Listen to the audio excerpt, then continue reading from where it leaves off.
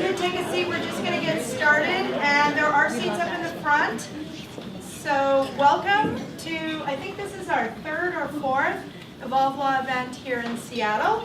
And this is our quote. We at Evolve Law started a couple of years ago now, and my name is Mary Jetton, I should say who I am.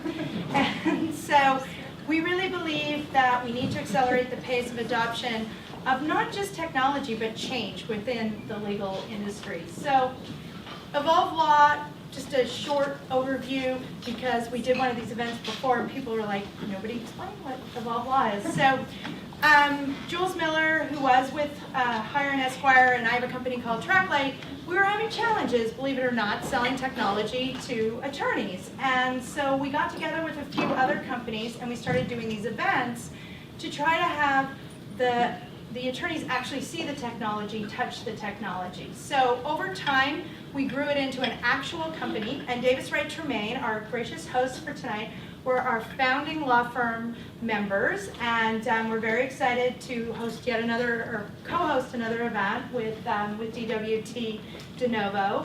And we have many other members ranging from companies that have basically started and have a product and they're in our legal tech toolkit, all the way up to Thomson Reuters, Wolters Kluwer, some of the bigger companies, Avo, the local company, yay, and Clio, so who were supposed to be here today, but a lot of people got sick recently with, I guess it's some sort of cold going through. So we've done these events. We have content on our site, we have a blog, we have white papers, and if you're interested, you can sign up for our newsletter. We host probably 2 events a year in Seattle, and then we're around the country. And these are some additional events, check them out. And now I'm going to turn it over to Josh King, and Josh has done many events for us, and you'd think that I would know his bio off by heart, but I don't. He is the Chief Legal Officer at Avo, and he's in charge of legal, government relations, and customer service. And he is a former litigator in San Francisco, correct? Yeah. And he was also a GC in the wireless industry. So Josh is going to do what is called a Darwin Talk, which is 5 minutes of excitement. We won't time him. Don't time me. Okay, thanks, Josh. I don't know how exciting this will be, but thank you, Mary. So we're talking about a day in the life of the GC. I was just sort of asked to give this talk on this very amorphous topic. I've been in-house for a long time. I mean, if I was thinking the other day that if my in-house legal career was a person, it has now achieved drinking age. So I've seen a fair bit of change in the time that I've been in-house, but I thought in the context of this, I mean, what's it going to be like for a general counsel in 2020? On the panel, we're going to be talking a lot about some specific technological stuff. I thought I'd set the stage sort of at a high level about what drives GC success. Because, like I said, I've been in-house for a long time. In that 21-year span, I've been a general counsel, I've been a senior counsel, I had a 5-year stretch where I worked doing non-legal work, doing M&A work for large telecoms. And in my 9 years at Avo, I've had a mix of roles. I joined the company when it was 15 people. It's now close to 400. And so there's been an awful lot of change through that. But what's interesting is that with all this technological change, and I can't even believe this, when I started my in-house legal career, we didn't even use email. We didn't even use internal email. We could actually trade documents using voicemail, believe it or not. So we've had all of that kind of change, but there's really been some constants in terms of success. And one of the interesting things is that if you talk to people who work, who are really the bosses of in-house lawyers, who are the directors of boards, who are the leaders of companies, they say that the most important thing to GC success is not so much being the best lawyer or knowing the most about the law. It's really about 2 things. It's about integrity and it's about having great judgment. And as we think about technology, even though there's all this technological change, it's really got to ultimately be in service of those things. And so you think about the role of the in-house lawyer. I like to think there's really 2 fundamental roles. One is the classic role. That's the defender role. This is what we think about when we think about the in-house lawyer. If you're an executive in a company, this is the joke. We have you here to keep us from going to jail. You are protecting the company from threats, both external threats from government regulators, from disgruntled people who sue you, and internal threats from people who are doing the wrong thing or don't know how to do the right thing. But increasingly, you also have the role for success of being a business partner. This comes from having to understand the business, really knowing it top to bottom. And this gets harder and more complex as regulations change. The role of the general counsel, I've really seen it elevated in the last 20 years that I've been in-house. And it's increasingly important if you're going to succeed in this role to really stay on top of and understand the business. And also critically with that is understanding how to weigh risks. Now, working in telecom, I certainly ran across a lot of in-house lawyers who did not see a single risk that they did not want to completely squash. And it's understandable. I mean, we lawyers are kind of wired that way. But business people succeed by taking smart risks. And we as lawyers in our business partner role really have to put on the hat of helping our internal clients understand what those smart risks are. Because a lot of times it pays to take risks because there's a massive opportunity on the other side of it. And as lawyers, we can only understand that and evaluate that and really guide our clients if we really know the business and we know what those opportunities might look like on the other side of the risks. So we think about our in-house counsel in 2020. Do they need to be on the cutting edge of technology? Do they need to have the latest and greatest? I would actually say no. And again, we're going to talk a little bit about some specific technological stuff. But there's a cost to being on the bleeding edge of technology. There's a cost in all of the beta testing, all the bugs, all of the figuring it out. And if you love technology, that's great. But if you're like me and you kind of like technology, you like how it can make it easier for you to do your job, then you're probably going to want to stay just a couple steps back from the bleeding edge where you're taking on technology when it can help you do those things that are critical to your job. And I would say that for our general counsel in 2020, those are increasingly going to come across three broad categories. One is going to be communications. Communicating with people in your business and outside of your business has never been more important, and it's going to continue to be more important. You cannot fulfill your role as a defender, understanding where the risks are bubbling up through your business, and as a business partner, being able to guide the business intelligently to take those smart risks if you're not constantly talking to people in the business. And the same as it was 20 years ago, that's going to involve actually physically leaving your office and walking out through the business and talking with people in your business at all levels. That's a technological change that's not going to change at all. You're still going to be using email in 4 years. You're probably still going to be using email in 10 years because that's how a lot of business people are going to continue to communicate. But increasingly, you're also going to have to adapt and use the mechanisms that they use. Instant messaging was just a little after my time. It took me a while to adapt to that, but once I found that my workplace was really using it, and that's evolved through various iterations to the point where we're now using HipChat, and we're moving to Slack, and all of these messaging platforms, that if you want to stay in communication with your internal clients, you need to follow along and use those technological communications innovations, because if you're just locking yourself up in your office, you may be doing great lawyer things in there, but if you're not communicating with people top to bottom in the organization, you're not succeeding as an in-house counsel. Secondly is the importance of being in the know. There is so much information flow right now. It's just coming in from everywhere. The volume is increasing. And being able to stay on top of this is in the know of not only what's affecting your legal domain, but also what's happening with your company and your industry. You can't rely upon your staff. You can't rely on being sort of the ivory tower lawyer who sits back in your office.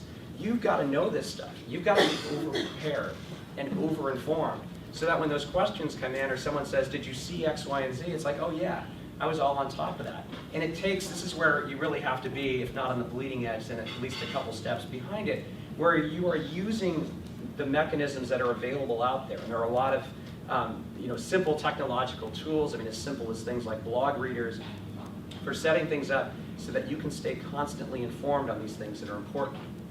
Finally is comfort with numbers.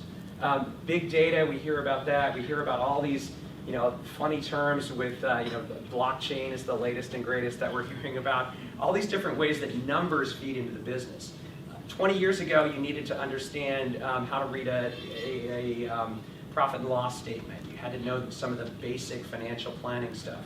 That stuff is as important today as it was then, but it's increasingly important to understand other numbers.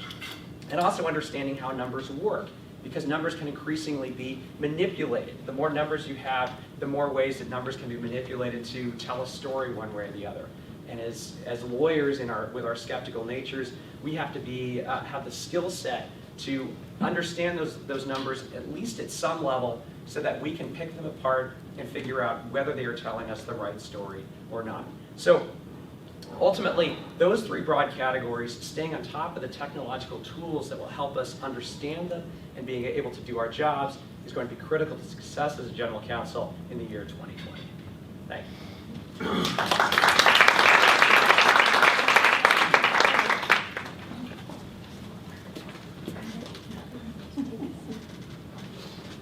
All right, thank you, Josh. So Josh is now going to become one of our panelists, and let me introduce the rest of our panelists. Lucy and Maya want to come up and get settled. So I am Lawton Penn, and I'm a lawyer here at Davis Wright Tremaine. Been practicing employment law for 25 years, but also have the fun right now of working on our legal solutions design team. So after observing for 25 years all the ways in which I feel like our system is not as efficient as it could be, or not as tech savvy as we could be, I get to actually be part of solving for that, which has really been wonderful. And I would just add my observations of having worked with in-house counsel for all that time and observing what's going on in the trends. You know, some of the realizations that we're coming to are that first, you can answer the legal question and not be anywhere close to solving a client's problem. Second, the legal problem and the legal solution is usually just one step along the way to a total business solution and really helping the business do what it needs to do. And third, sort of really appropriate for tonight's discussion, that solving problems for our clients in today's complex environment and helping our businesses move forward requires more than talking to more lawyers. And that is a really new concept. And working with this team, it's opened my eyes to how much fun it is when you bring a broad range of skill sets together, from project management to technologists to data analysis and web developers, and you really come at a legal challenge or a business challenge where legal knowledge is one input, but it's just one input and part of this broader kind of ecosystem.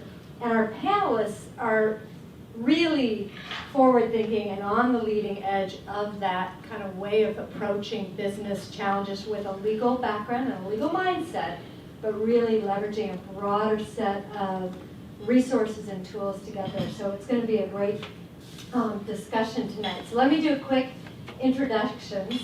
Maya Larson, in the middle here, is General Counsel of the Allen Institute for Brain Science, but they're now Allen Institute because it's not just brain science, it's a number of different areas in which they're doing research. She's been there for 10 years.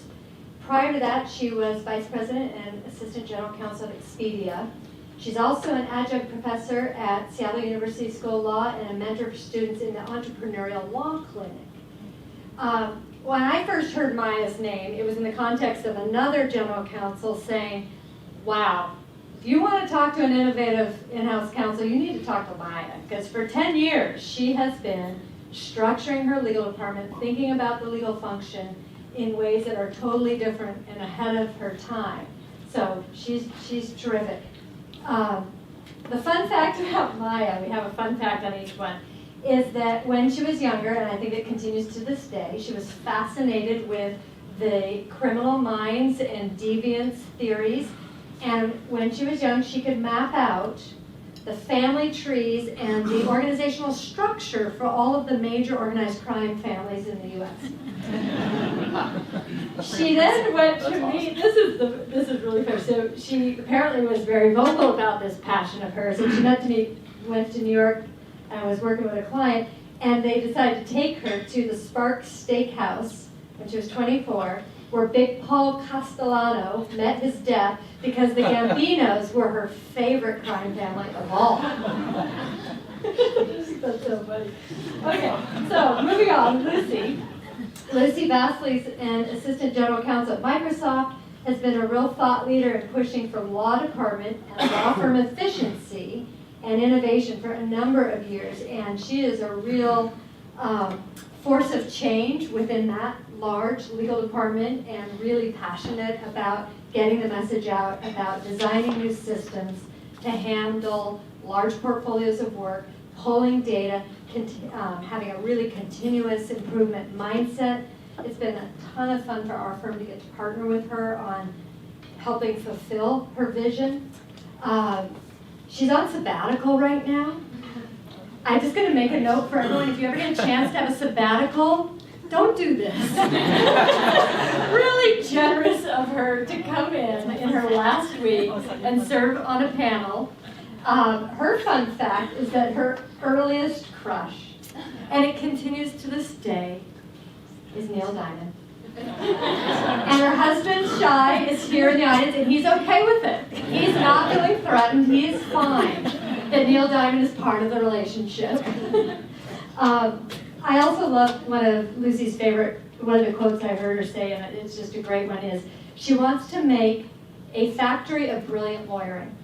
So this concept of being able to handle large volumes of work that is a reality for some of our in-house counsel at these large companies does not mean quality goes down. In fact, actually what you're trying to do is with systems and processes replicate brilliant lawyering. And that's what I think really sets her apart in the way she thinks about approaching today's challenges. Okay, and then Josh, we already kind of heard a bit of your introduction, but his favorite fact is that he is going next year on an expedition to the South Pacific with his father, who's an archaeologist, to go find Amelia Earhart. They're convinced that Amelia Earhart's crash, which has never been determined exactly where it occurred, that they actually know where. So next year we're going to stay tuned when he discovers the location. It's going to be fantastic. We're looking forward to that. And I'm so sorry for those of you who paid attention to the invite. Ellen Blanchard from T-Mobile is supposed to be here, but she got really sick, and she's had that horrible experience of having to cancel on a speech or a panel at the very last moment. So we're going to be very understanding of her, and I'll try to channel her a little bit tonight from the prep call, but unfortunately we don't have Ellen, but I am not concerned about the content that we'll have here tonight. So we're going to run through the main questions that we're going to hear input on are, first, how the in-house counsel environment has changed. What are the new and different pressures that in-house counsel face today? What are the kinds of requests they're getting from their general counsels and from the business? We're going to then talk about technology use and adoption. So how are they leveraging technology to try to solve for those new and different challenges? The role of legal operations, sort of what we're seeing in terms of trends there in bringing more of a business focus to the legal department and what some of the opportunities are there. And then what are the barriers to technology uptake? And why do we not see more openness, receptivity? What are the challenges? What are the pathways you take to try to get more technology uptake? And then how you might collaborate with others to succeed. And those can be partners outside the company, within the company, to try to bring more brains and skill sets to the table. So, from each of them, to kick it off, I do want to hear, we'll start with Maya, on what you're seeing in terms of trends on the pressures and the realities of being in-house counsel today. Well, I think that, Josh, you actually caught a bunch of them that we had talked about, which is having to be a business person as much as being a lawyer. You can't just sit and answer questions and write contracts. You actually have to be out in the organization talking and understanding the business, because if you just answer the questions that the clients are asking, you are probably, you could be creating risk because you don't know exactly why they're asking the questions that they're asking. I think that some of our pressures, well, how it's changed is, it used to be, when I was at Expedia, we would dabble in metrics. We always wanted, everybody always wanted metrics, and the lawyers would always say, an NDA is not the same as a big airline deal, and how can I count how many days I need to turn this agreement, because they're not the same, and every deal is different, and we're special and we shouldn't have metrics. And for the most part, we didn't have a lot of good metrics back then. Now we have to have metrics, and a lot of what I'm doing is actually driving because of the metrics. So it's not just turnaround times, but it's also how are we responding to our clients and giving our clients a good user experience. think those are like the two big things that have changed in my world. Well, that and the use of technology. So when I was young, it was actually, I remember the carbon paper before computers. Lucy, what do you think?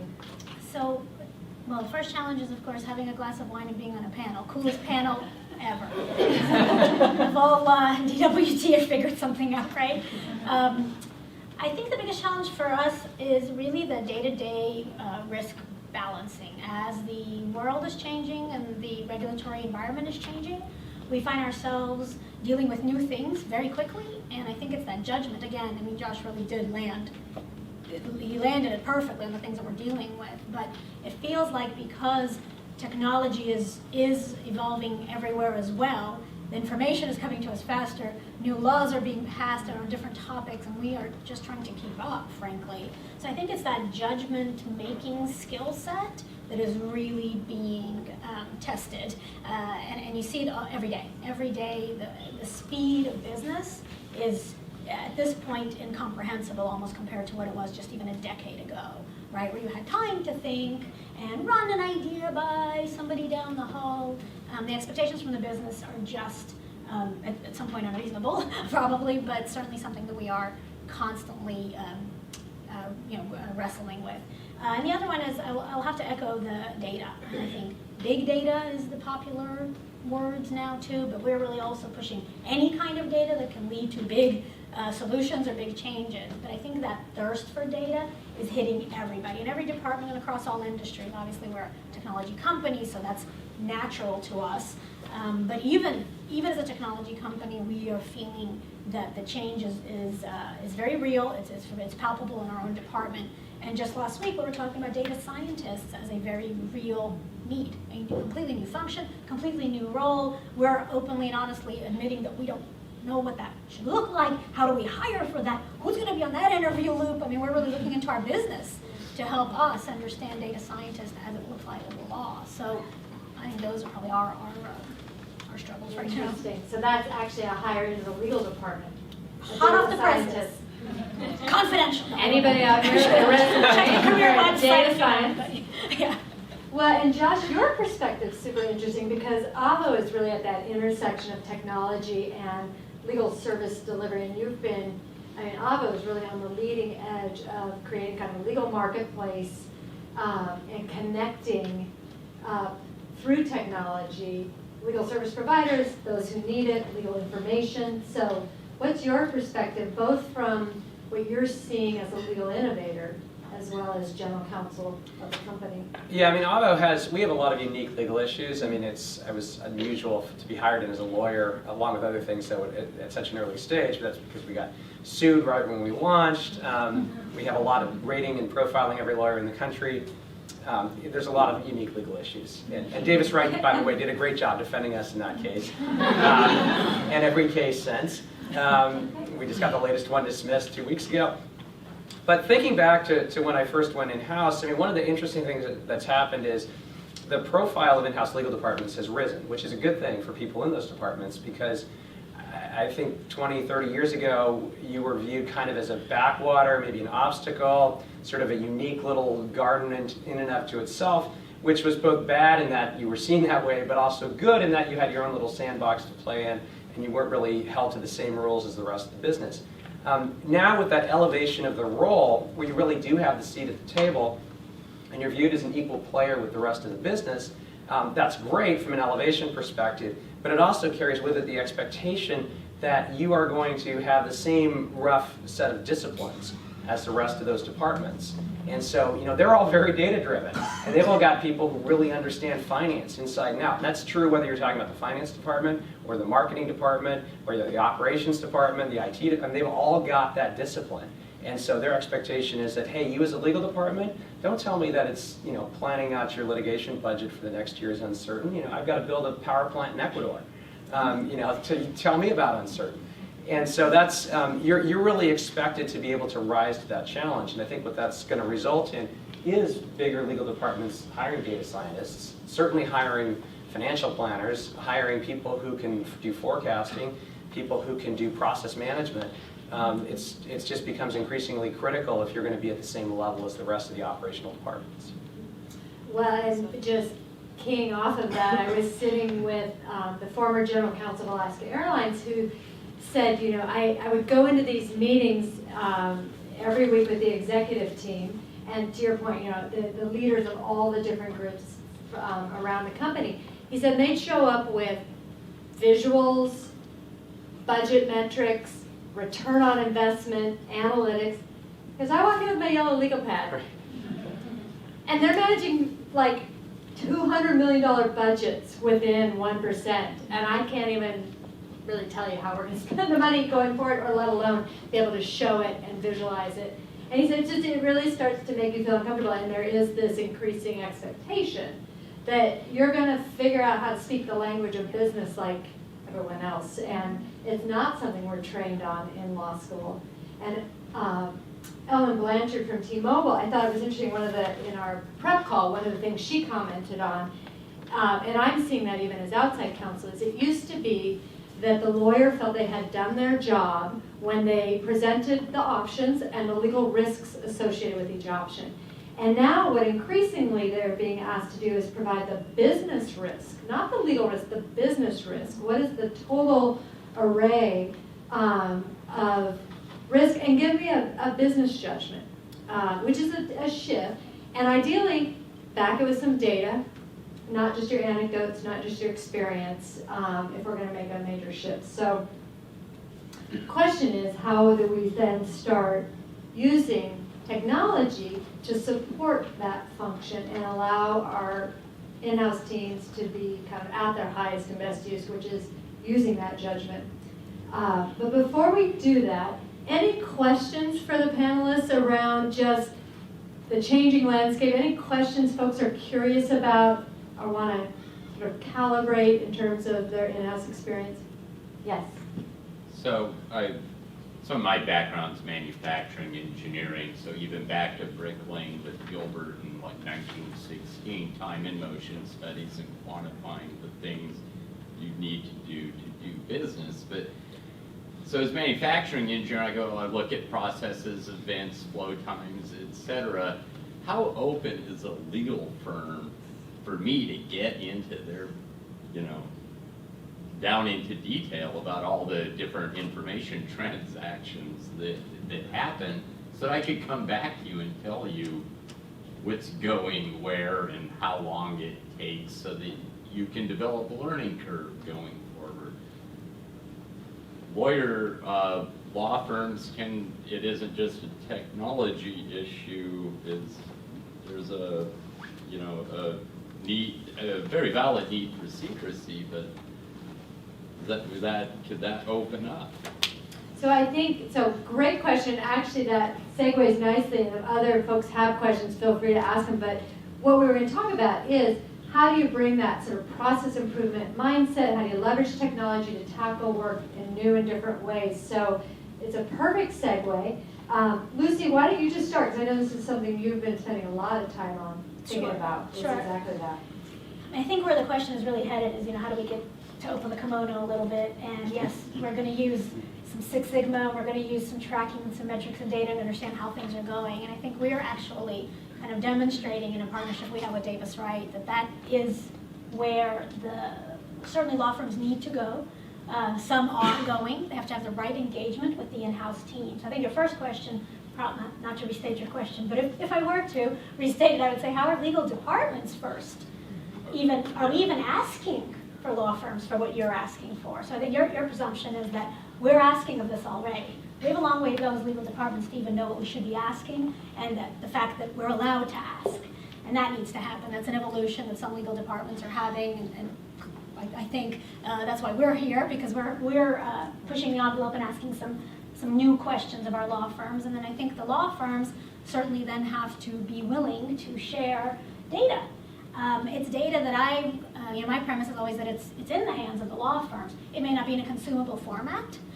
They may not even realize that they have that data or that they need to harness it and gather it, but in working in the right partnership and engagement together, I think there is a willingness. I think those law firms that are forward-thinking, that know that in order for them to survive the next wave, we're good with how we are. they're in this special little spot in the center of Manhattan where maybe they are. There's probably a handful or maybe a dozen of them tops that maybe will ride out this next series of changes. Not all the changes, but certainly maybe this next wave. The rest have to come along. And that's the first step, sharing and openness about the data, about the information, and not just the outcomes, but the how they got to there. I think our table stakes are, it's good lawyering. Everybody in this room, if you're buying lawyering, you're expecting it to be perfect, and if you're delivering it, Davis or other firms are expecting it to be fantastic. But opening up the kimono of how they get there, how long it took them to get there, that's really the next steps. I think with the right partnership and incentive between the client, the customer really of the service and the service deliverer, I think you can get there, but you both have to be of that willingness and frame of mind. Well, one of the things you said in our prep call that I thought was excellent, which you first got to figure out your process.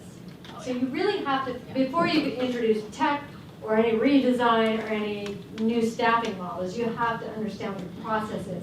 And the process, it really involves the business consumer of legal services, the in-house department, and any external vendors who provide service there. And I know It's you've the done a time lot and of motion work. study, right? I mean, it's the fact that you mentioned that again is a presumption that we all know what that is and we do it.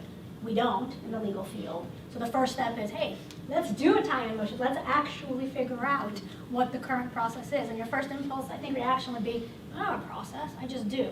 That's okay, let's write that down. Right, that's the first step to recovery. That is the process. You may not realize it is because it's probably terrible and old and crappy, but we're going to make it better, right? And that's where all these other tools come in from non-lawyer disciplines that we need to welcome into our field, right? So we'll probably stay with this topic, so just because I'm leaving you does not mean we won't come back to you on this sort of technology use and adoption and coming up with creative new ways. But Maya, why don't you share a little more about how you've really incorporated different technology platforms and approaches to create self-service and deliver legal service to your folks? I've been focused on process improvement. I was actually just talking with Mia much longer than just at not at Expedia, at the Allen Institute. I've been doing this since I was probably 18 years old, wanting to make the process as clean as it can be and making sure that everything is consistent. So that's been a passion of mine for a long time. At the Allen Institute specifically, I have a very small team, and I'm responsible for the legal work, which is also including tech transfer, for those who know what tech transfer is, and also regulatory. So we use animal tissue, human tissue, stem cells. So all of that is all regulated. We have to comply with all of those regulations. Grants. So while Mr. Allen funds us most of the way, we do have NIH grants, which we have to apply for and comply with, and also crisis management, which is just what you would think, and risk management, which is enterprise risk and insurance. So a small team, a lot of work, and not a lot of appetite for taking on risk, which means that I need to control how to mitigate the risk, and one of those ways is to make sure that everything is consistently done, all done well, done right. And so I have been on this road for quite a while at the Allen Institute.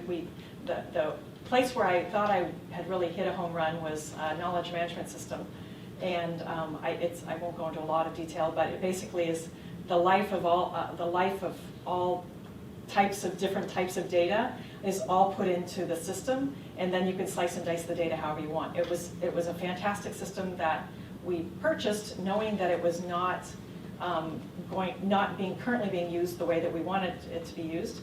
But the provider assured us that that they would make it so that we could use it.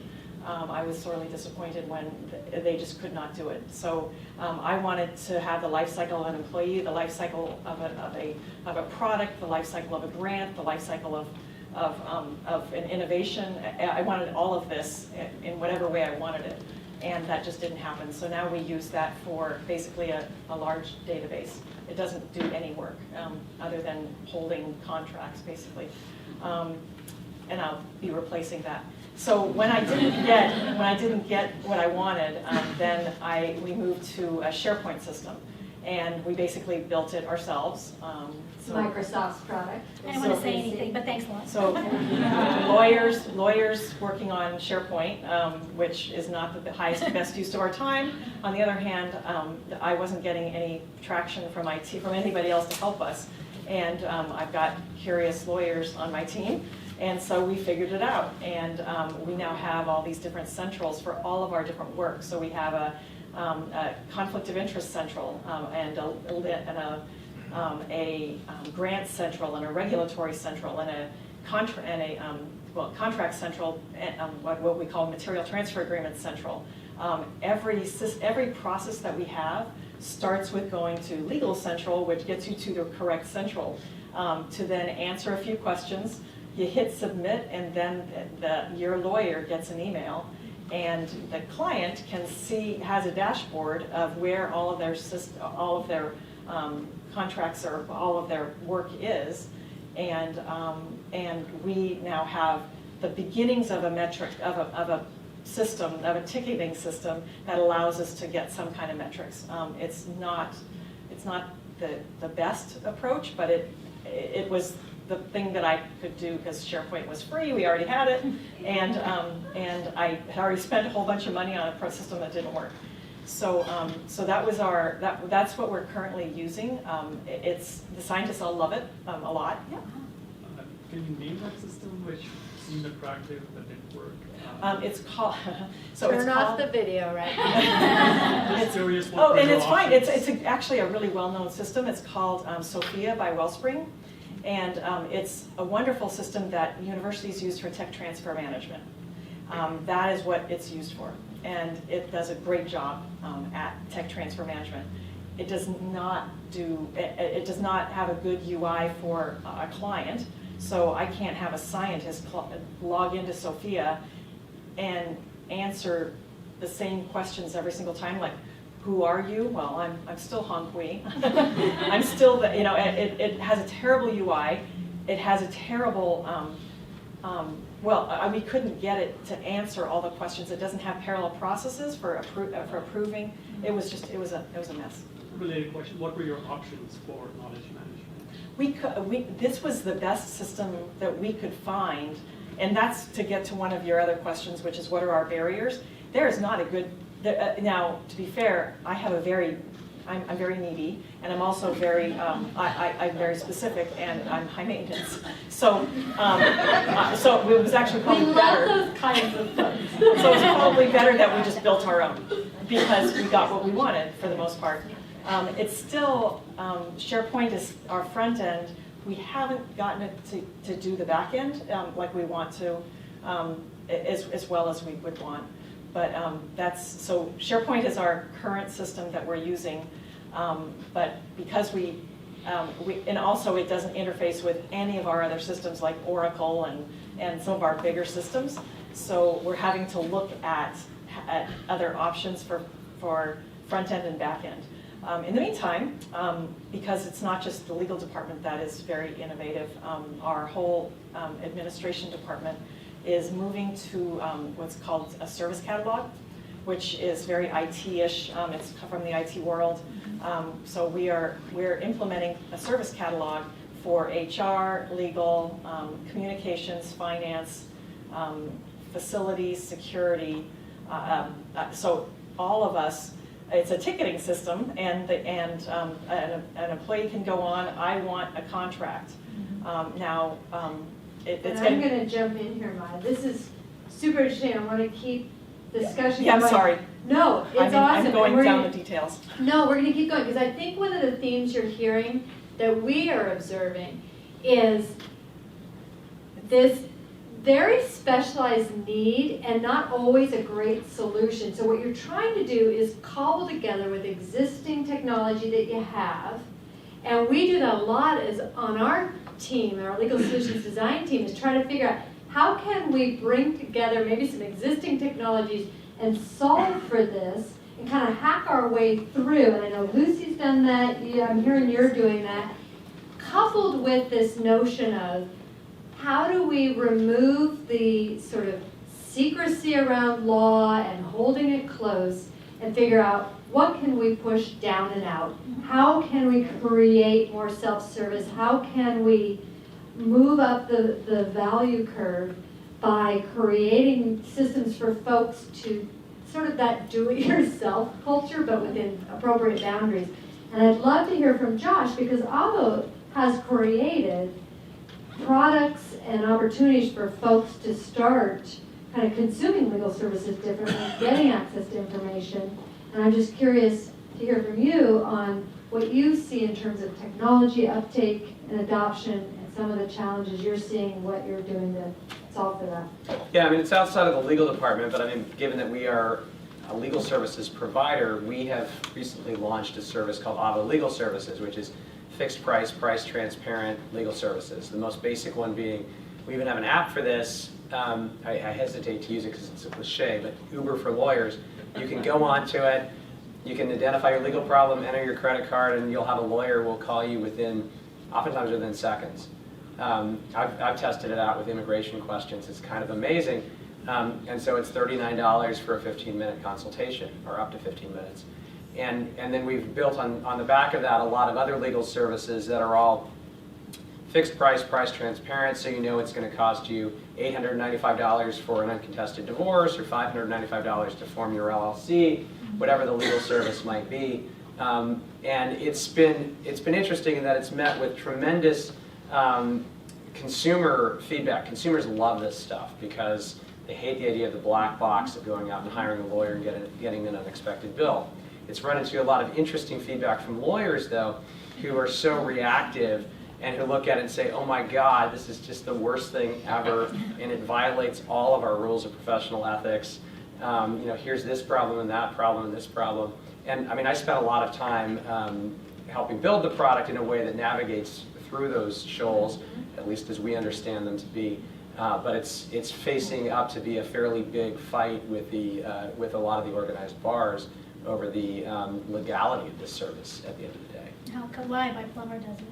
But it's Well, $50 for the first 15 minutes. Yeah, exactly. This is a way Cheaper than better a deal. plumber. Way better deal. There's a question Are here? you applying those flat rates to any litigation services or only on the transactional side? It's all what we'd call consumer transactional or advice. So it's a lot of advice sessions, review a document, help walk somebody through it, or transactional legal services. We're going to be rolling out litigation coaching services.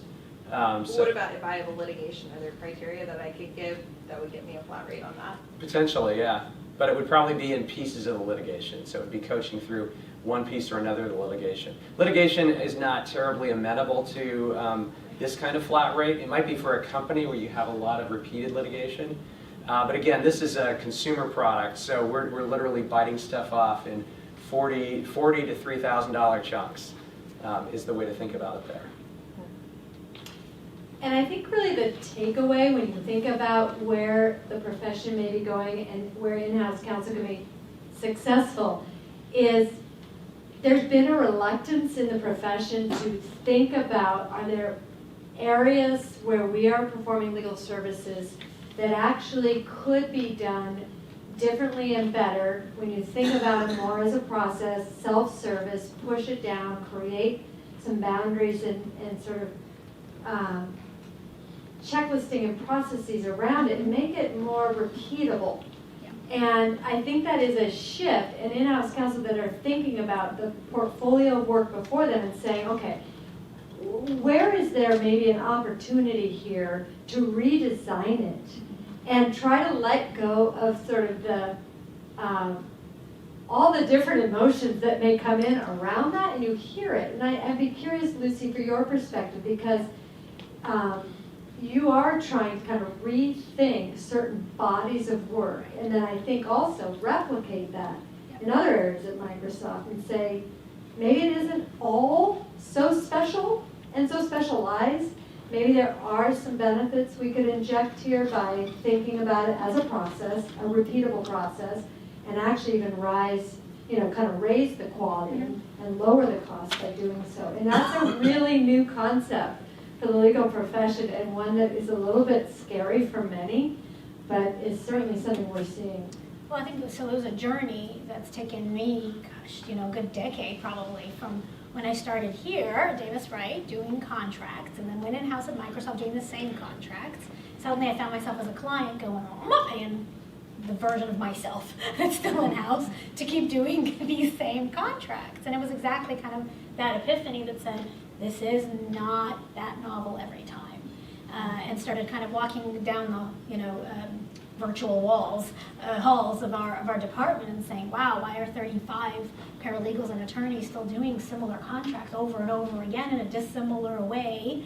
And what is it about them that's so special? And in my case, it was in the area of procurement, which is inbound contracting, which is a safe place to start, right? I mean, risk tolerance and risk mitigation, I was in a safe place to push my friends down the hall a little bit and say, it's okay, let this go.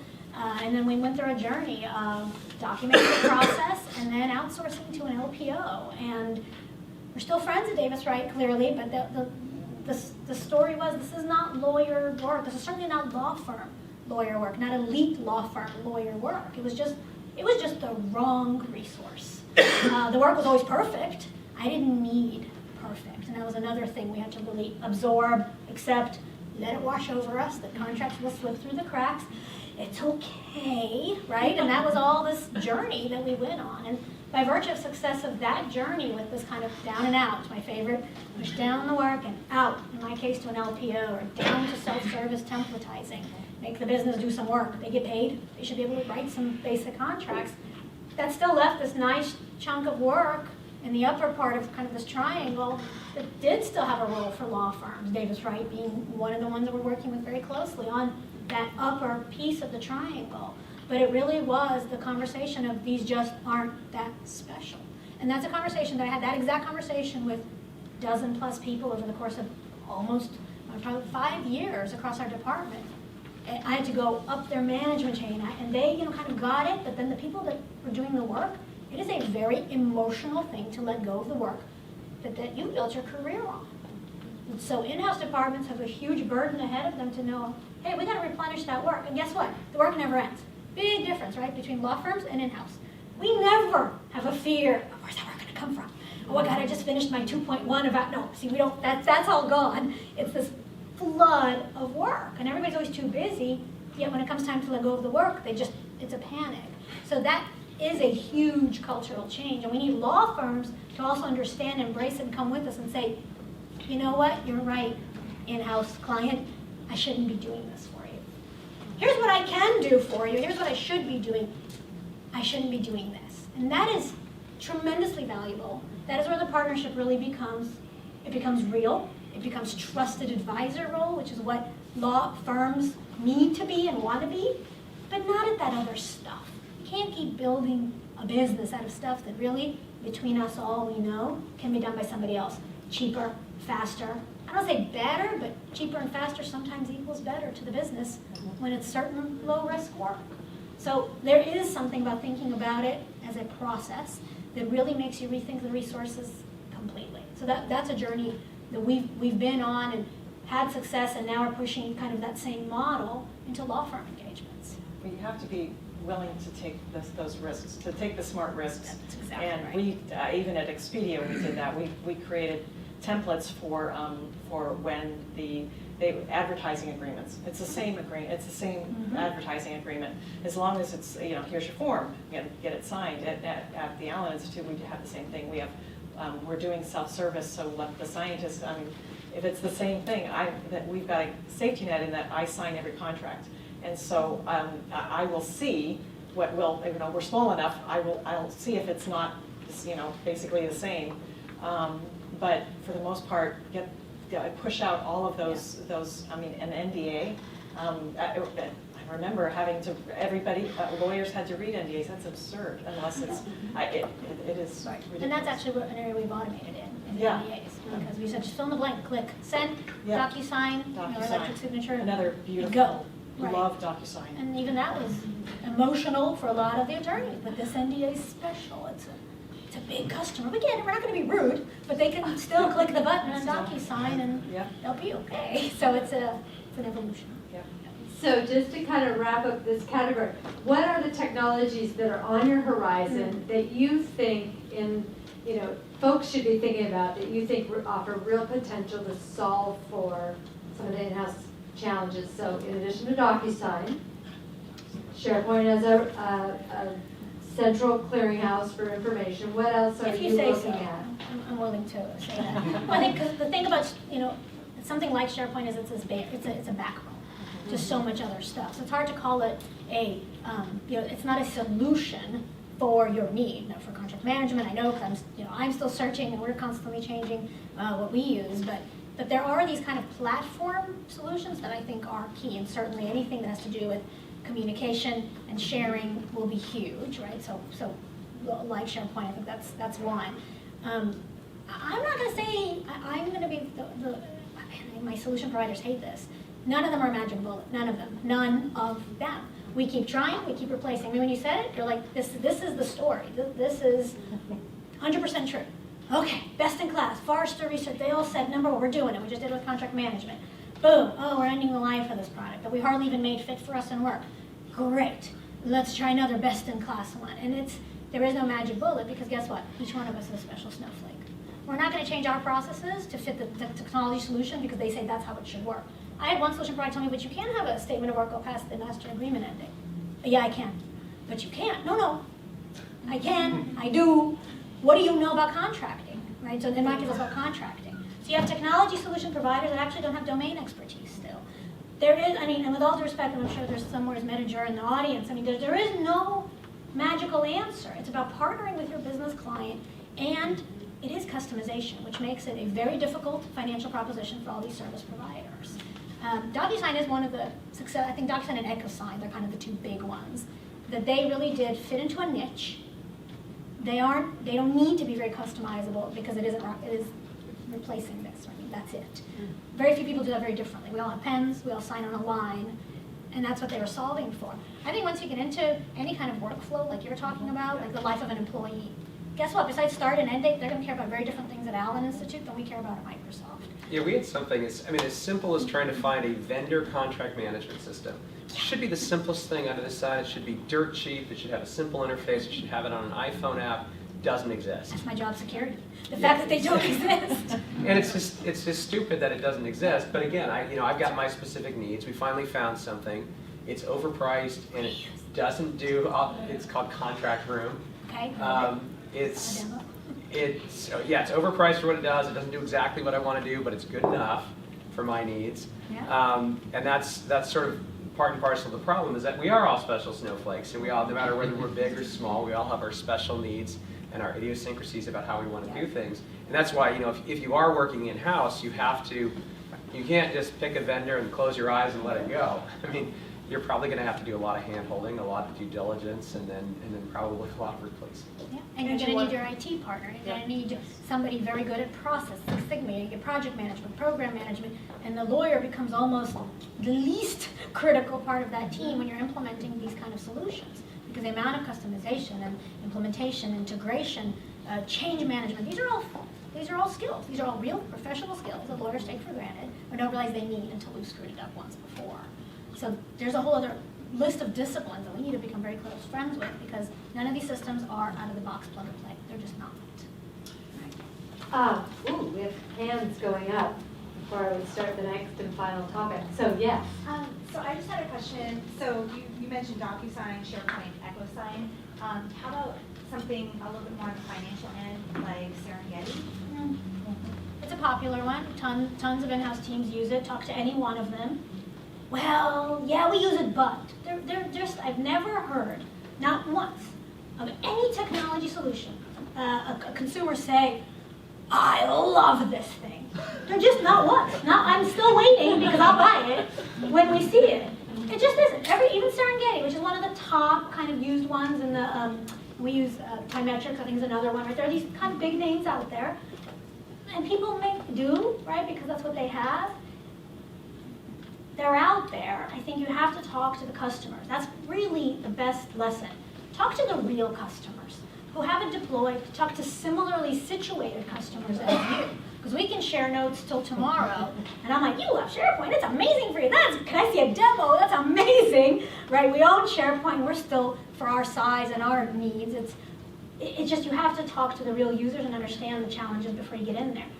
There's a ton of great solutions. They just may not be, there's just no perfect, right? There is no, there's no magic bullet. That's just. And we have some of the Serengeti founders in the room tonight. Right. So, which is an amazing product in terms of pulling the data and bringing, I mean, it was so, it is still very cutting edge in terms of trying to create an electronic means for a really important part of the whole process, which is just the simple, you know, the billing and the data collection and management. And I think this is a nice segue to, so, you know, a lot of in-house counsel, they go in-house because they bring a specialized expertise that in the early days, a company would think, well, maybe if we bring this in-house, we'll get a better outcome because they'll know the business well, they're able to give good advice, and it will cost less than using outside counsel. But increasingly, you are being asked to solve these comprehensive problems, bringing a whole range of skill sets together. So I want to finish with, for folks thinking about how we solve for these problems, who's in the room, both from the company and from your outside team? How do you create the right environment for that problem solving together? Because I think it isn't just a turnkey solution that if you just buy this product, you've got it solved. It really, we're going to be solving this all together. So I'm just curious to hear from each of you, and then we'll take questions and wrap up. But just where has it worked well? Where you've actually kind of convened the team to solve together, and who was there, and what are the skill sets that we need to think about as lawyers to add to the table, not just more lawyers?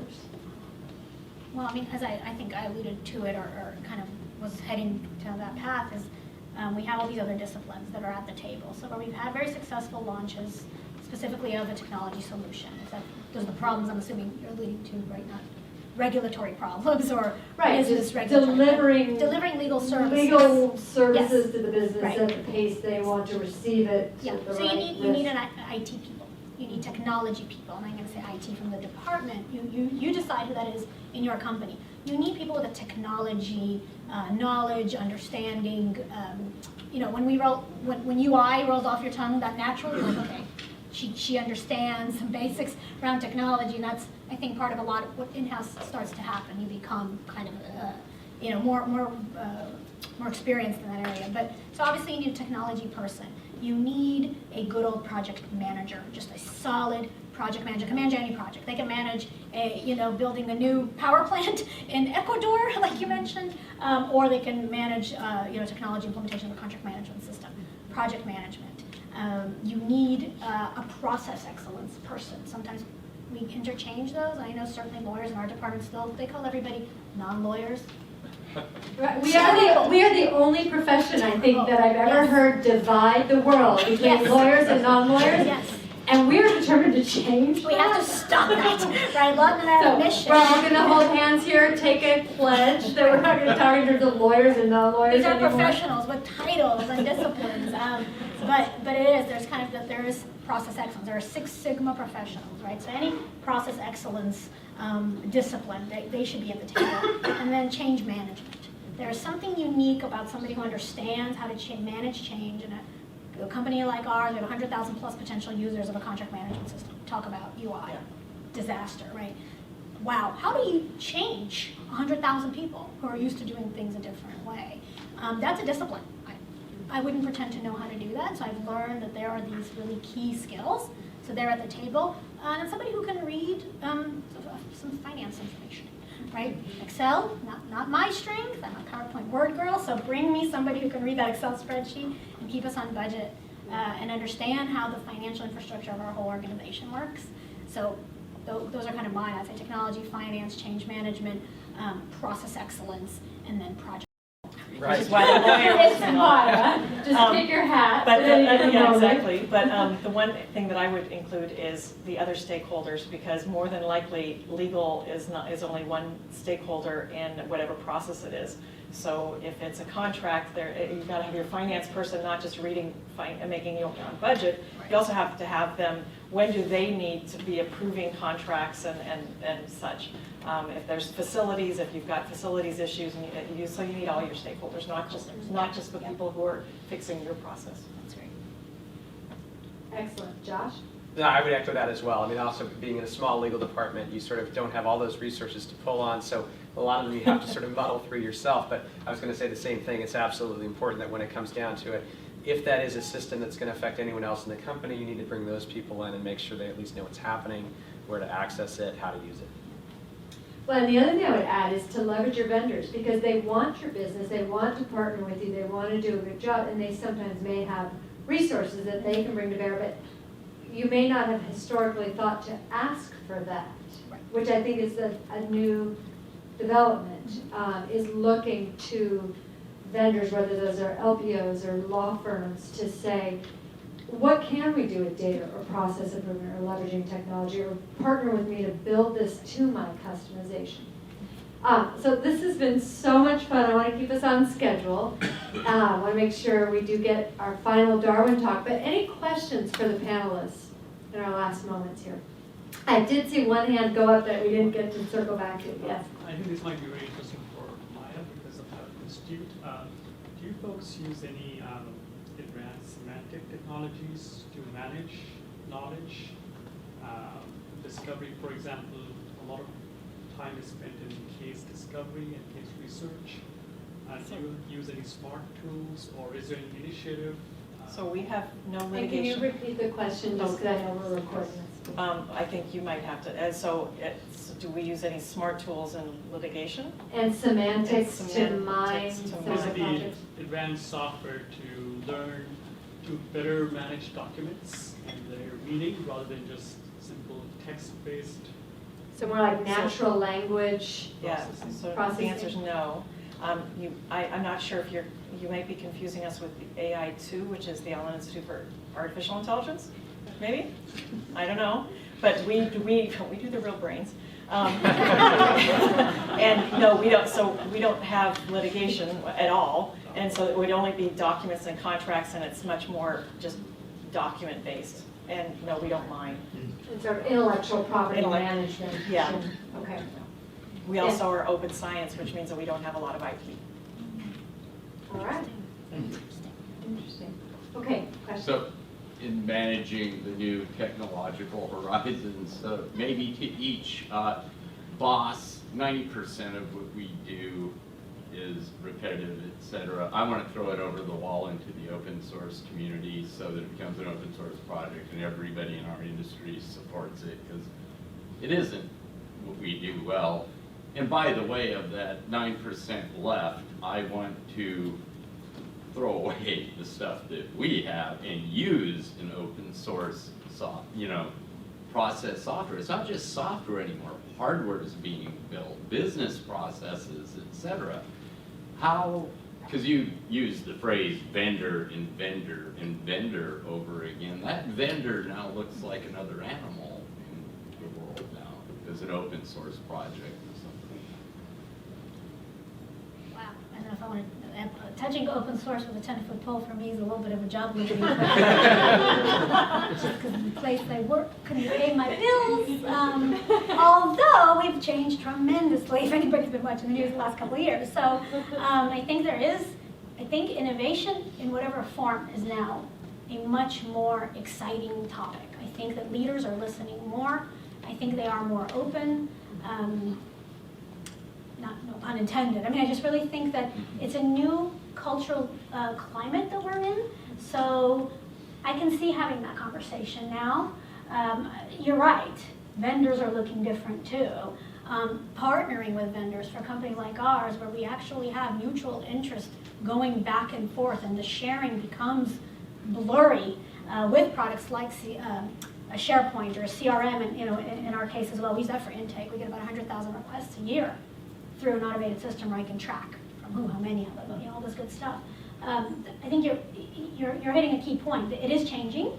I think it's definitely a safer conversation than it would have ever been. I also think the conversation is now more informed than it would have ever been. who would have ever thought to even bring that? Automation was hard enough to bring up 5-10 years ago. Now bringing up shared automation solutions or open source, I think it's that next step, and I think it is.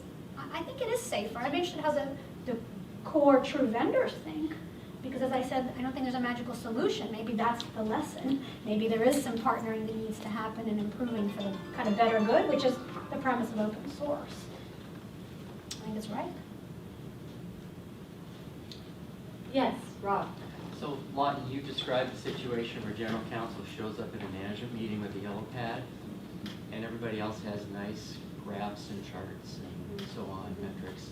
Interesting for us to hear from the panelists what kinds of information is providing to management about what they're doing to be good stewards of the legal work of the company. What kind of management reporting, what kind of metrics are they providing? Yeah, that's a great question. And it kind of relates to legal operations, so that would be great to hear from each of you. What are you being expected to or asked to produce in terms of metrics and the business operations kind of data around legal? Why don't we start, we'll go with Josh and work. Yeah, so I mean, small company, but I mean, even at our size, I mean, I do a monthly reporting package for our customer care operation, our data acquisition efforts. So these are largely business processes that have a small bit of legal overlay or legal escalation to them. Those are pretty, I mean, I think it's a 17-page reporting package every month of analytics on what's happening with those organizations. And then out of the legal department, it's more traditional sort of monthly budget management. But I could certainly see, even if we got just a little bit bigger, that there'd be another layer I'd be putting underneath that would look a lot like those customer care and data acquisition KPIs. So we, because I have such an area, I've also got the grants and the regulatory that is much more on the business side than on the legal side. But our metrics are around types of contracts, and one of the things that does for me is it feeds me with how many things can I automate. So it's actually not just for management. It's for my own so I have my team doing that so that I can make decisions. We have. I want to know, so that I know how to staff the different institutes, which business unit is actually from a contracts perspective as well. And then budget, normal budget monitoring. I think the size of our department, we're all reporting all of our different kind of lines of businesses into the legal management. I'd say the management of the legal department, in my case also on the contract side. I have to give updates on any particular initiative where we have to update, I don't know, 2,000 contracts within a 3-month period for something that changed, some new requirement that's come out. And that becomes a very much operational, it becomes an operation. And so now my management's used to hearing from me, we're tracking at this %, red, yellow, or green. What happened? What's this one provision? We've now had 5 instances of pushback. This one provision is slowing us down. It's on our plates this long. It's on the law firm plate this long if they're supporting us. So I think there's operational metrics and how we're doing as a legal department that have now become part of the expected conversation with our management. How are we progressing? Our metrics also, every department has to have goals and milestones, and we have to report on our milestones for each of our department goals and how those department goals go into administration. So we've got administration goals, and which are all SMART goals that then go down to the department, and then how are we affecting the administration overall goals. So, and that's, and you don't miss deliverables. Even if you have tons of big deals and stuff, you still have to do the basic work, the management work. So last quick roundtable on that point, legal operations. Where are you at in terms of, so it's a growing profession and something we're seeing as a trend where large legal departments are hiring legal operations professionals? Josh, are you legal operations? I'm legal operations, Okay. and we're probably ways away from actually hiring someone into that role, but I can see it at some point. But you're doing that as part of your function, that Yes. business reporting. Yes. Maya, I know you've got. I am legal operations, but I have a job description, Yeah. and I chose to have an open head in a different role, but it's still in the back of my mind. Okay. We've got several different pockets of legal operations in our department. Some, one that's kind of some centralized areas, but then certainly we've got immigration as their own operation, litigation, contracting. I mean, we all, IP, our patents team does a huge operation too. So we have operations functions. I think we're at the point now where we're starting to realize, wow, that's its own function and role in the department. Yep, its own discipline. Okay, we're getting there. I think we can take maybe one more question, then we're going to wrap up. Anyone? Burning question? Okay, fabulous. Thank you very much. Thank you.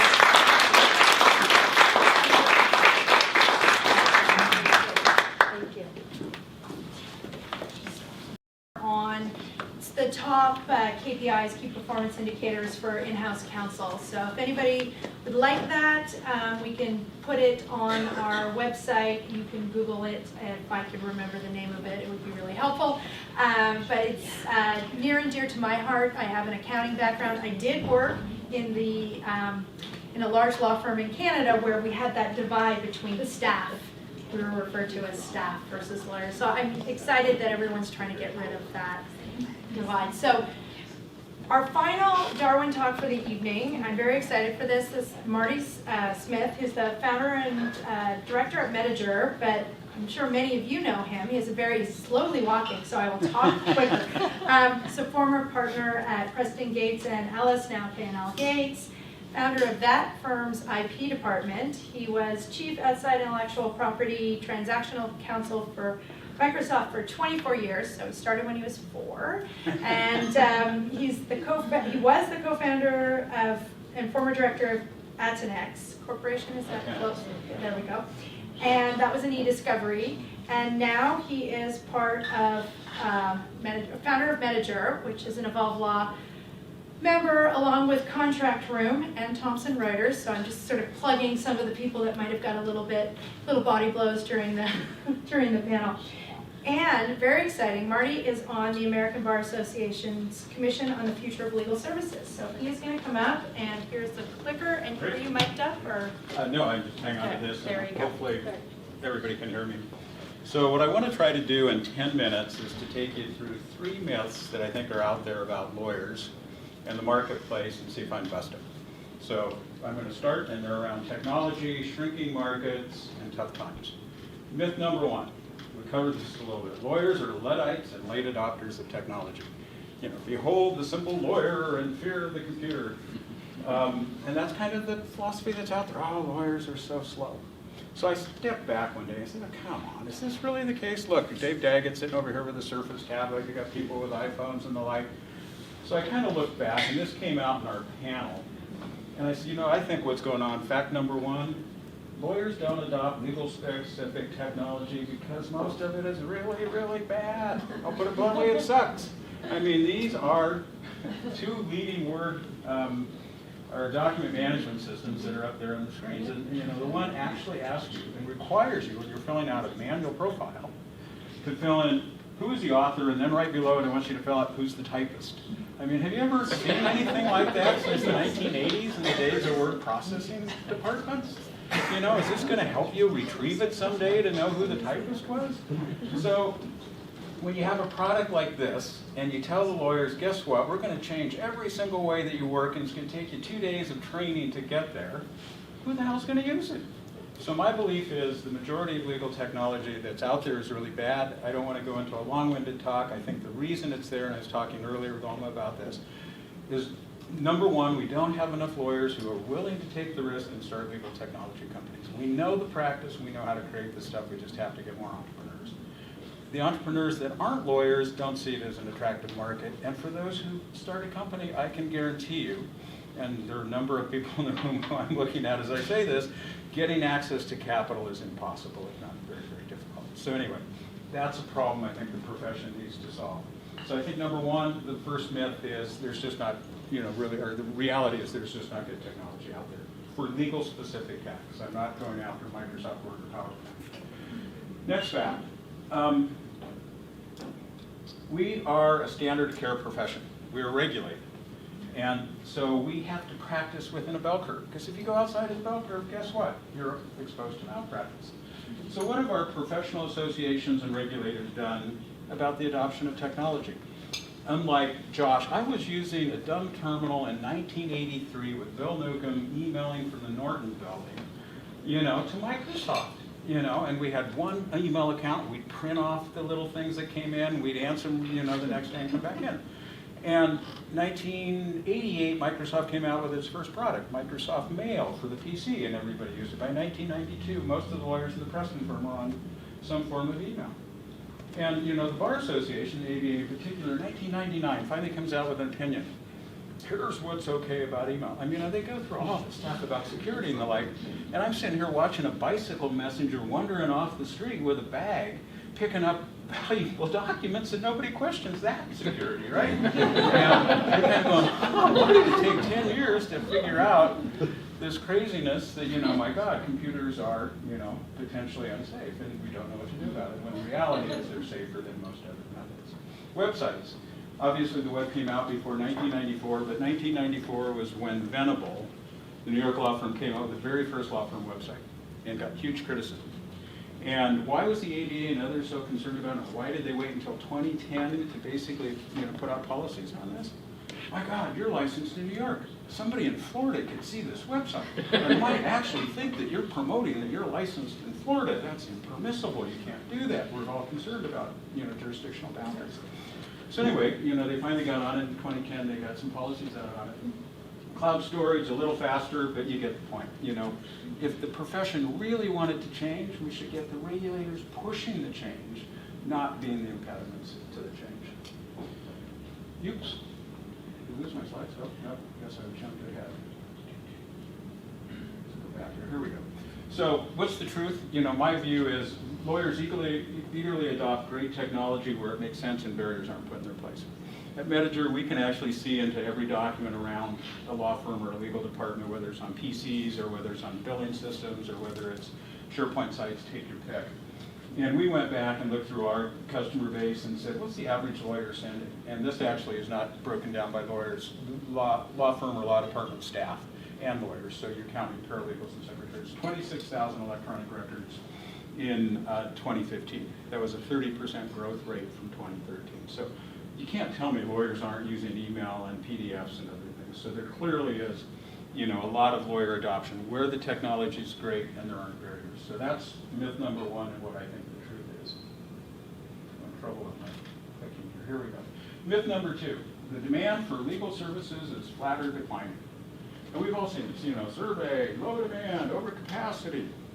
And I'm going to talk bigger than corporate legal departments. I'm going to talk the general population. And the reason I want to talk about this is because I think for all of us it's important. If we don't solve the access to justice issue in this country, we challenge our legal system in ways that are just, you know, very, very frightening to me, and I think we see it playing out, whether you're in Tulsa or whether you're in Charlotte and on down the list. So let's look at what goes on as to the real demand for legal services.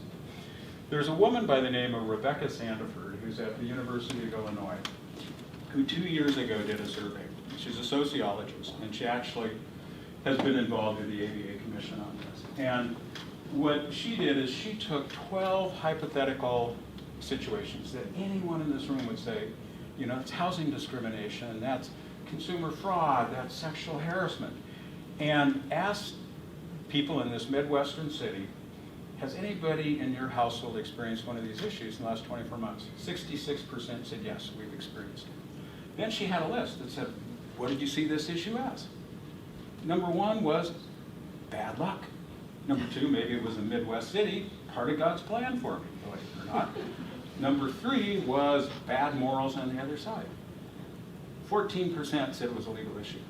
So these are people we've not trained to spot when they have a legal issue with a legal right.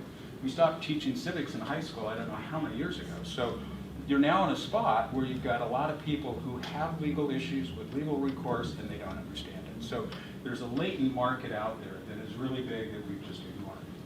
So now let's turn to the people who know they've got a legal issue. I was on a call a couple of weeks back with a judge from Utah, and I've heard this through the ABA work as well. And the numbers you'll see are astonishing. He was saying in Utah, if you go into the average courtroom in a state court, in 80% of those courtrooms, one of the parties is pro se, at least one. If you go into family law, the numbers go into the high 90s. And you talk to any of these judges, and they're going to tell you what it's doing to the system of justice. You're sitting here explaining forms, you're trying to explain legal concepts, and so what people are doing is turning to self-help. So you've got this huge issue of unmet legal needs that they don't know they have, and people who have them returning to legal self-help. So why are they doing that? My view is we're not selling what they need to buy. We're selling Bentleys. We always have sold Bentleys. Oh God, you need a custom car, and the upholstery's got to have this special stitching, and it's got to this. It's got to be unique to you. And the reality is, you know, most people can't afford a Bentley, and they don't need a Bentley. You know, there's covered in the panel. You know, an NDA is an NDA, guys. You don't need, you know, custom all over the place. And what we've done as a profession, I mean, I hate to say it, we go out and say, oh no, let me educate you on the benefits of Bentleys. You know, you got to have one. If you don't drive a Bentley, there's automotive malpractice. You're going to have something that's not going to work for you. We have to get our heads around the fact that we've got to standardize more legal forms and make it more accessible. And that's a change in the way that we practice. And I would have one comment on the evolved law concept. If we're going to evolve, God, don't let it be normal evolution. Let's have a dinosaur event here someplace, right? Let's get a meteor in that starts to change. You know, I don't want to wait, you know, until I'm another 20 years old, okay? So, the truth, there's an enormous demand for new forms of legal services. And the problem is we just haven't figured out a way to price and deliver, and that's the challenge. Okay, myth number 3, terrible time to go to law school. I mean, this is what usually happens. Should I go to law school? And all these guys, oh God, don't go to law school. You know, it's terrible out there. Can't get a job, you know, you don't get hired by a big firm, you're somehow going to be, you know, out on your own. So here's one I challenge you to look at. And the way I put it here is, fact number 1, things aren't always what they appear to be on the surface, right? And if you look at this, let's go ahead and take you to 1994. Kmart closed 110 stores with Philly area to be spelled. You know, you could put up there locally the Bon Marché, for those of you who remember it was going through similar issues. You could look at, you know, Target on down the list. And people say, oh God, don't go into retail, it's just terrible. And if you went out to 2016, they'd say, oh God, prove me right? Kmart has lost 67% of its business in 15 years. Does anybody know what else happened in Seattle in 1994? Amazon. Bingo, good for you, right? Wall Street Whiz finds a niche selling books on this thing called the internet. Fast forward, Amazon overtook Walmart as the biggest reseller. So here's somebody who came in and figured out disruptive innovation in a market that otherwise was viewed as a bad market to enter. My position is that's the way it is for legal today. It's the people who are going to be like the Jeff Bezos, who are going to figure out new ways to deliver, and there really is a good opportunity if you want to take it. Quickly, in the last part, is I do think there's a lot of positive change-enabling things taking place in the profession. And I'm going to start a little bit on one of the things that came out of the ABA's commission. And the ABA finally decided to get proactive, and they've launched an ABA Innovation Center. It's based in Chicago. I've been asked, and I've gone on to the governing council of it. We've got paid staff and a full-time director, the former person who used to run the office of the president at the ABA. And they are aggressively going to start to figure out how can we help drive innovation into the profession. One of the things that they're going to do is to track innovation. And we're going to not track it the way it's traditionally. How many legal tech startups? There's 1,000. It's got to be finer. You've got to say who's innovating and how lawyers are educated, who's innovating in regulation, who's innovating in the courts, who's innovating in pricing models. And then try to become a resource and also a way to put players together. Legal tech startups together with venture capitalists, together with, you know, beta users, and on down the list. The other thing that they're going to do is launch some projects. And one of them that's a start is in cooperation with the New York State courts, where they're going to launch an online dispute resolution project for consumer debt. Can you move resolution of simple consumer debt cases to an online website, still under the court auspices, but change it from the way we traditionally approach it? So the ABA will be doing that. Also coming out of the center are going to be innovation fellowships. And so these are funded, and the way they're going to work is they're for people who are just out of law school. If you want to go with a new idea and say, I want to get some help and I want to think through how to do it, these are paid fellowships to go to Chicago and to get the resources to explore a new idea. There's also, good news, mid-career fellows. So if you're in the law firm and you've decided that you say, I've got a new way that I really want to think about practicing, but my partners and my practice won't let me do it. I want 3 months to go and work on this. That's going to be there as well. they're still in the process. We're working out how that's all going to go. If you have an interest, I'm happy to put you, in touch as it develops, but I'd love to see Washington State lawyers there. Regulatory changes. Our state led the way with triple LTs, this limited license legal technicians. Patrick was heavily, obviously, involved in that. And, the thing that's interesting is, rather than criticize it, it's this huge business opportunity, is the way I see it. And, we talked about, you get Lucy on the panel, we're talking about lawyers and non-lawyers. I mean, when was the last time somebody went and saw a non-doctor, But if you think about it, what has happened in the, in the medical profession? If you go, I go to the polyclinic up here, and 20-some years ago, Brad Harris, my doctor, had to draw blood because the law said only a doctor could draw blood. He'd always give me like 3 or 4 bandages because he wasn't good at drawing blood. Now they've got, a full half floor of people, phlebotomists, who do nothing but draw blood. And they're professional at it, and I guarantee you their profit is greater than they ever earned for Brad Harris drawing blood. So that's a regulatory change. I think you're going to see more of them, and the question is who's going to embrace them into their practice and figure out new business models rather than fight it. Finally, I think we've got technology-enabled and driven consumers, so it's not like you're going out trying to educate people about the web and using smartphone apps. They're there. We just have to meet them. And finally, I think there's a ton of slow-moving, flat-footed competitors out there who just aren't taking advantage of this. So the bottom line, I think, is, in conclusion, that if you're open-minded, innovative, and willing to take some risks, the legal services world's your oyster. You just have to decide to seize the day. So with that, questions, or I guess we still have more wine and food? I think there's a little more food. A little more wine. And a little more wine and beer. And thank you so much. And maybe everybody who's been standing will probably want to go and take a seat. But thank you so much, Marty. That was Absolutely. wonderful. And thank you all for attending. We'll be doing another Evolve Law in the spring. And so stay tuned, sign up for our newsletter. And thank you again to our wonderful host, David.